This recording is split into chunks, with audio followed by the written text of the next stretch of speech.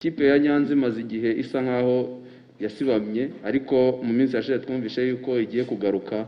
Ese izagaruka ikoresha ingengo y'imari ingana ite? Ese murateganya kuzazamuka mu cyiciro cya mbere mu myaka ingahe?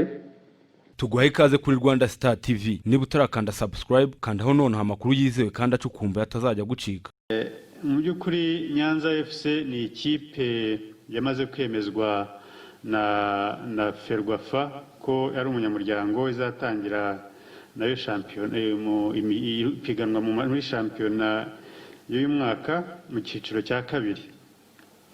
Rero ni ikipe itari y'akarere, ni ikipe yo mu karere ariko ntabwo ari y'akarere. Icyo navuga ku buryo ifite management yayo, ifite uburyo iriho, ifite uburyo izabaho, nubwo nk'akarere tuzayitera inkunga nk'undi mufatanyabikorwa, ariko ifite management yihariye.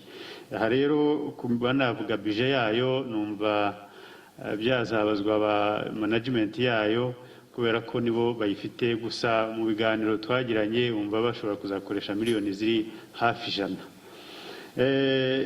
Kuba rero izajya mu cyiciro izakina mu cyiciro cya kabiri, kuvuga ngo izajya mu cyiciro cya mbere ryari, ngira ngo ni procedure zisanzwe zizwi uburyo ikipe iva mu cyiciro kimwe ijya mu kindi.